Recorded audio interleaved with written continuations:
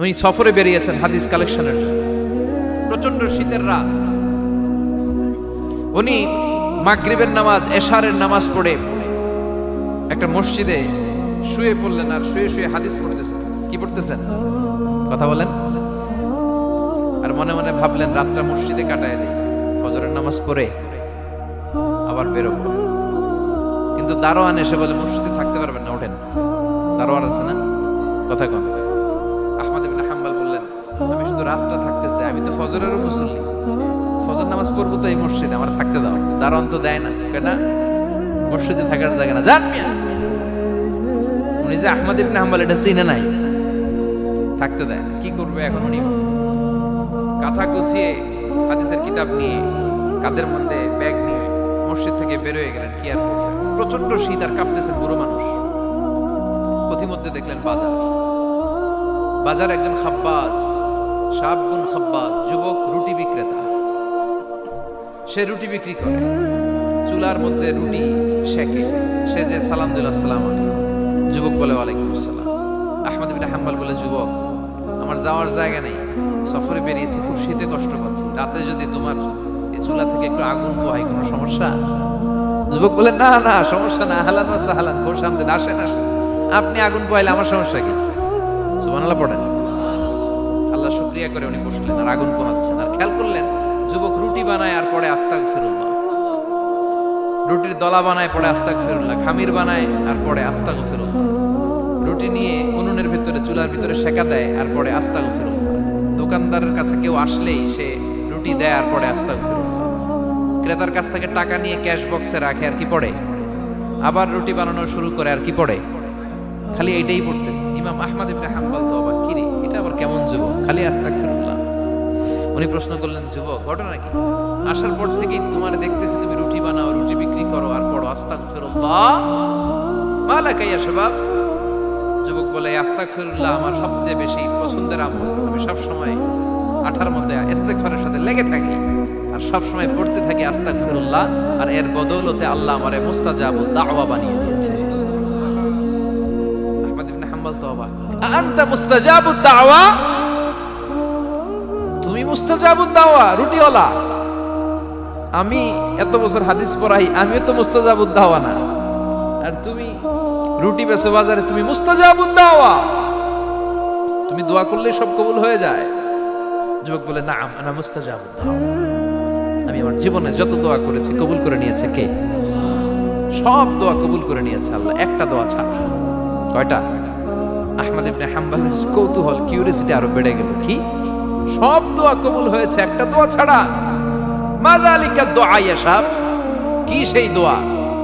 যুবক এবার বলতে শুরু করলো আমার জীবনে যে দোয়াটা আল্লাহ কবুল করে নাই সেটা হচ্ছে আমি আল্লাহর কাছে অনেক চেয়েছি, অনেক দোয়া করেছি যে আল্লাহ শুনেছি এই জামানার সবচেয়ে বড় মুহাদ্দিস, তার নাম নাকি ইমাম আহমদ ইবনে হাম্বল।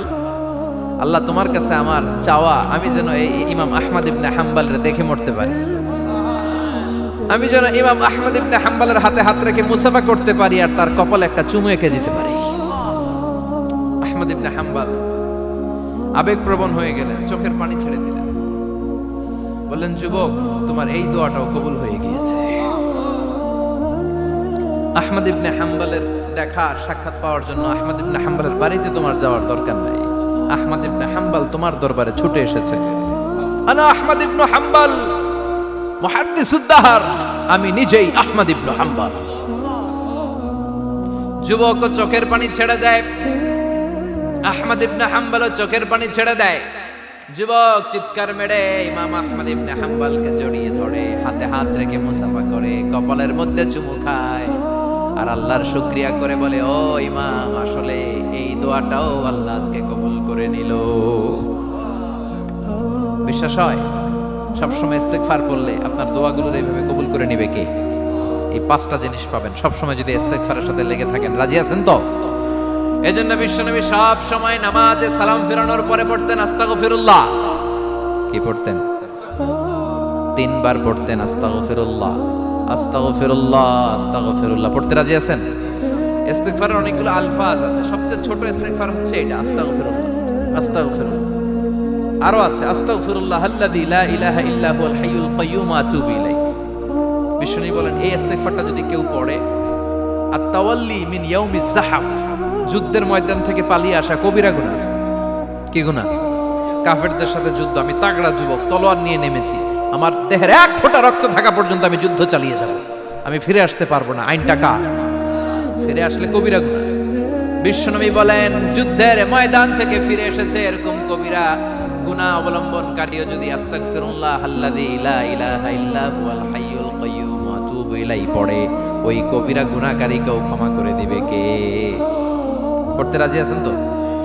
আবার সাইয়েদনা আবু বকর বললেন, ইয়া রাসূলুল্লাহ আল্লিমনি দুআআন আদউ বিহি ফি সালাতি, এমন দোয়া আপনি আমারে শিক্ষা দেন যে এই দোয়াটা আমি নামাজে পড়তে পারি। বিশ্বনবী বললেন, পড়ো আল্লাহুম্মা ইন্নী যালামতু নাফসি যুলমান কাসীরান ওয়া লা ইয়াগফিরুয যুনুবা ইল্লা আনতা ফাগফিরলি মাগফিরাতাম মিন ইনদিক ইন্নাকা আনতাল গফুরুর রহিম। সুবহানাল্লাহ পড়েন। এটাও ইস্তেগফার। আমরা এটার বলি দোয়া মাসুরা, সালাম ফেরানোর আগে পড়ি না? যেখানেই ক্ষমা চাওয়ার কথা আছে ওইটারই কি বলে?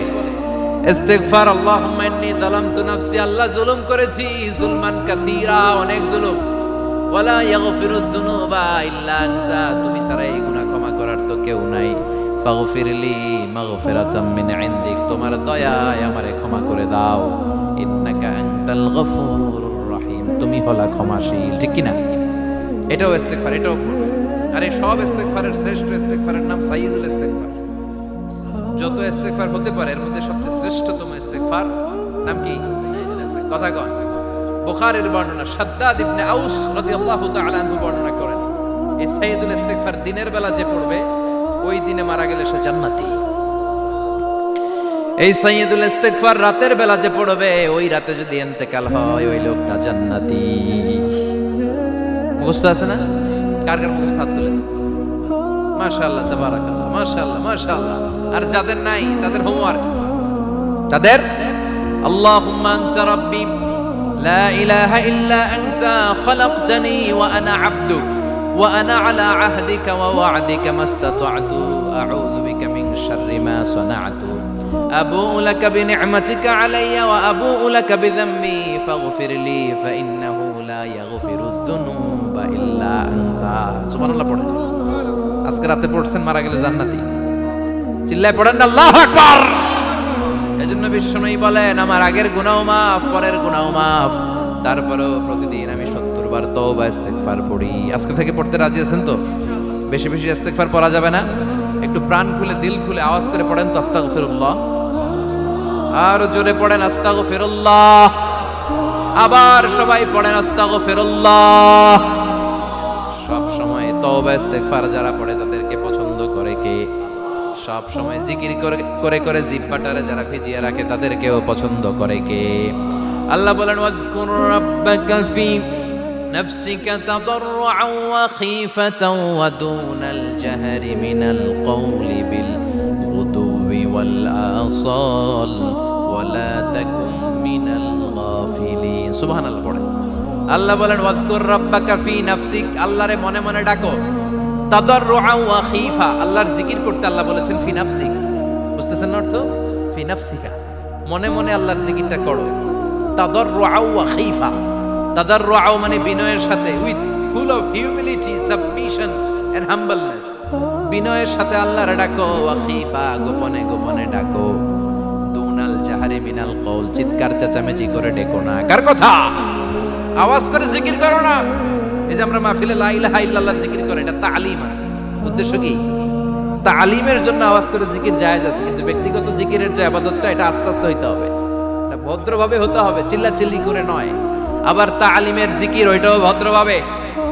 ইন্নাল্লাহা জামিল ইউহিব্বুল জামাল, আমার আল্লাহ সুন্দর, আমার আল্লাহর জিকিরের মধ্যেও সৌন্দর্য আছে না নাই? কিন্তু এদেশে জিকিরের ভেতরে লাফালাফি আছে না নাই? বেশি না কম? কি বসেন বসেন, হ্যাঁ বসে যান তো, অনেক ধরনের আছে জিকির। হ্যাঁ বসেন বসেন, বসে যান। হ্যাঁ হাইবার আলী, এটা কি আবার জালালি? তো এই যে ইন্নাল্লাহা জামিল ইউহিব্বুল জামাল, আমার আল্লাহ সুন্দর, আমার আল্লাহর জিকিরের মধ্যেও সৌন্দর্য আছে না নাই? তালিমের উদ্দেশ্যে সবাই মিলে জিকির করা জায়েজ, কিন্তু চিল্লাফাল্লা করা যাবে না, লাফালাফি করা যাবে না, মাথা ডানে বায়ে ঝোলানো যাবে না, ঠিক কি না?